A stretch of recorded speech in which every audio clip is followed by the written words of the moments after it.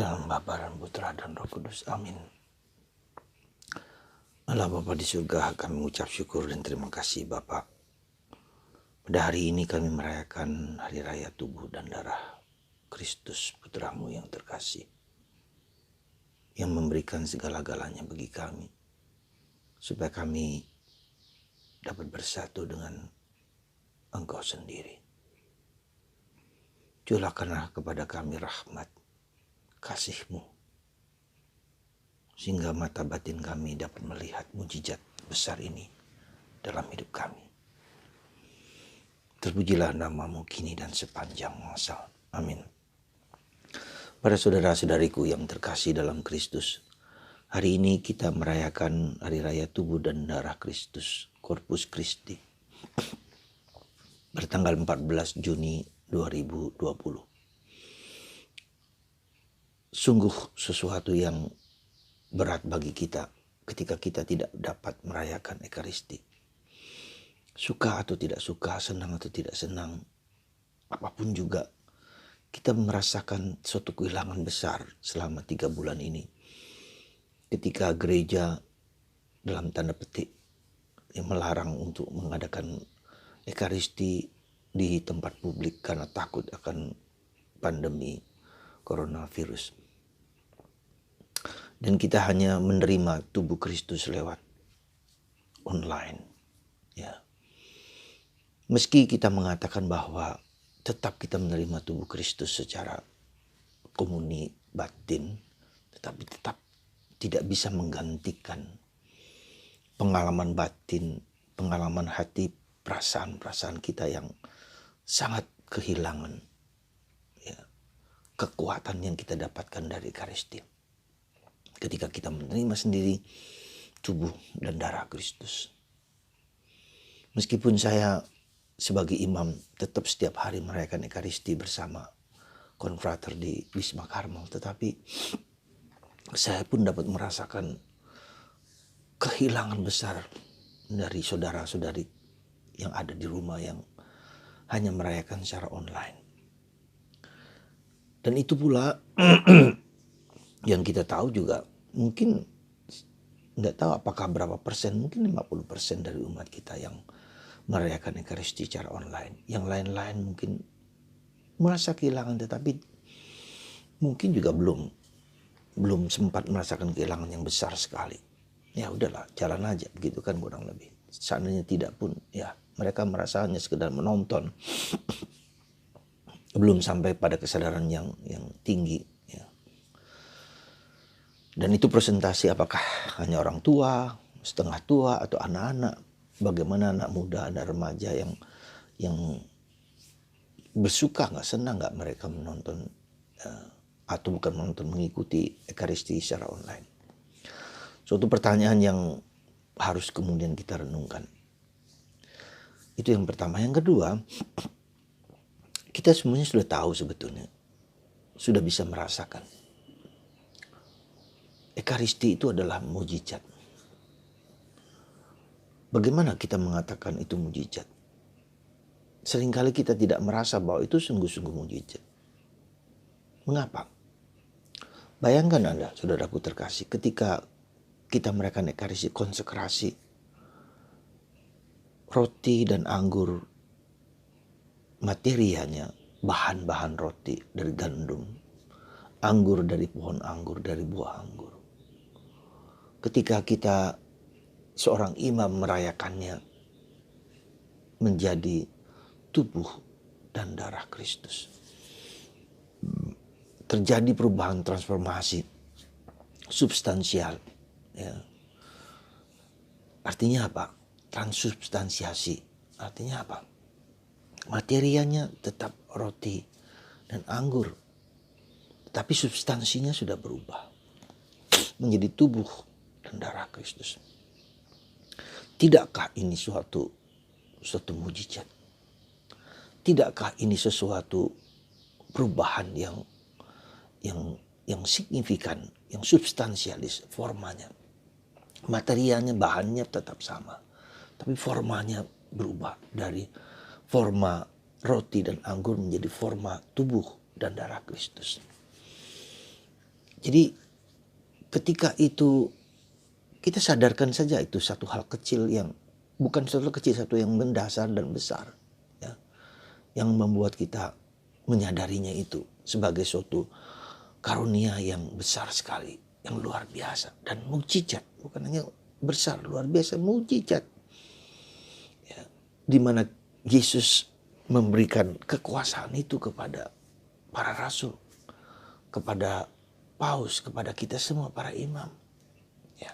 Nah, saudaraku yang terkasih dalam Kristus, seandainya satu hal ide ini ya saja yang kita mau renungkan di saat hari ini, Anda merasakan perubahan ketika Anda tidak mengalami menerima tubuh Kristus, darah Kristus. Apa yang Anda rasakan? Ya. Apa yang Anda dambakan? Ya. Bisa banyak hal yang mau disampaikan, tapi mari kita lihat sebentar, ada sesuatu yang mungkin ya ini pun bisa menjadi blessing in disguise, ya, rahmat tersembunyi dari apa yang tidak kita alami selama 3 bulan ini, bahkan nanti 3,5 bulan sampai akhir Juni. Ya, supaya apa? Supaya nanti kalau kita kembali lagi kepada perayaan Ekaristi, kita bukan hanya sekedar kembali gitu loh. Sekali lagi, bukan hanya sekedar kembali merayakan Ekaristi secara biasa, tetapi terjadi suatu mindset, perubahan mindset. Ya. Perubahan mindset, perubahan cara pikir, cara pandang. Perubahan software kita, batin kita ini harus berubah. Supaya nanti yang eksternal, ya, interior kita ubah. Eksternal, hardware, sisi luar. Itu bukan sekedar kembali. Jadi ini juga suatu mungkin mujizat yang kedua yang kita katakan. Jadi tadi kita tahu tubuh dan darah Kristus. Mujizat pertama. Mujizat kedua adalah transformasi batin. Ya, transformasi batin sehingga kita bisa merasakan wow, tubuh Kristus. Bisa merasakan, merasakan pribadi Yesus. Ya. Nah itu yang mujizat yang kedua inilah yang kita mohonkan rahmat. Supaya batin kita adalah mengalami, melihat, merasakan Yesus yang sungguh-sungguh hadir, hidup, dan mengubah hidup kita. Nah, untuk apa sebetulnya? Ya, kita juga tahu secara teologi, secara apapun, sebetulnya adalah suatu kerinduan yang mendalam dari Allah. Sejak manusia diciptakan, sejak sejarah keselamatan, Allah mau datang, mau hadir, mau tinggal, mau meresap dalam keterbatasan kerapuhan kita manusia. Allah pencipta semesta alam yang begitu luar biasa, yang begitu mengagumkan, yang begitu ya, tak terkirakan, tak terlukiskan, tak terkatakan, mau datang, mau hadir, mau tinggal dalam kemanusiaan saya yang berdosa, yang lemah. Saya sebagai imam juga diberi mandat, diberi tugas, diberi tanggung jawab, diberi rahmat untuk mengadakan Ekaristi. Mengubah roti dan anggur menjadi tubuh dan darah Kristus. Saudara, begitu luar biasa. Ya, begitu luar biasa.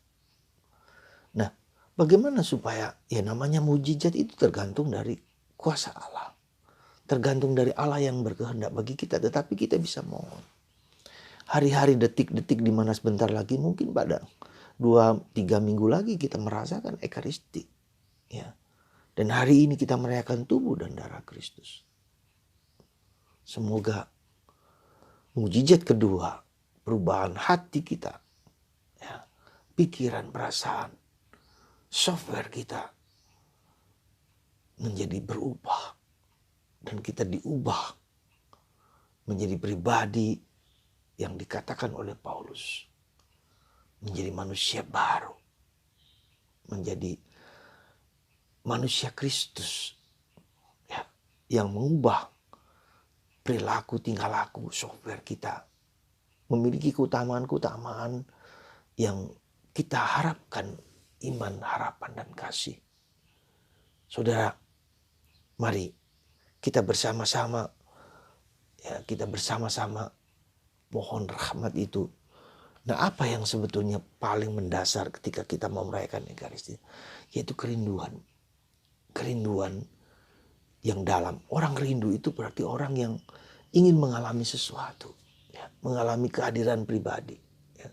Sekali lagi bukan pada benda, pada apa. Ya, tapi pribadi ada sesuatu yang kurang dalam diriku yang aku ingin Tuhan Yesus sendiri berikan itu padaku. Dirinya sendiri. Bukan hanya rahmat, tapi pribadinya. Nah, itu yang harus kita sadari sungguh-sungguh ya.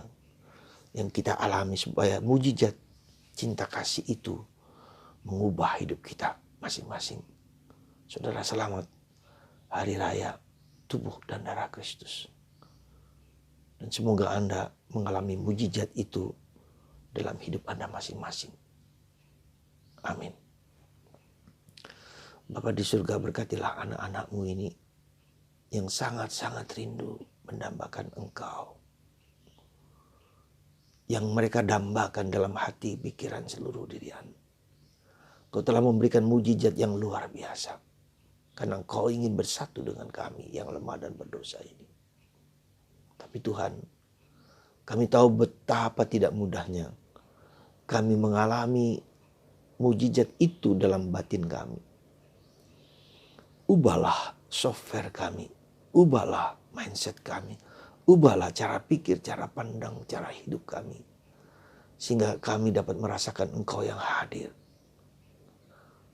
Secara khusus ya Bapa, pada hari raya ini, alirkanlah rahmat-Mu kepada anak-anak-Mu ini sekarang juga. Alirkanlah ya Roh Kudus. Iya, berkat-Mu atas anak-anak-Mu ini ya Bapa. Sehingga mereka rindu mempersembahkan seluruh hidup mereka. Hidup kami semua. Dan Kau ubah menjadi manusia baru. Seperti yang Kau dambakan juga bagi kami. Berkat-Mu ya Bapa. Dalam nama Bapa dan Putra dan Roh Kudus. Amin.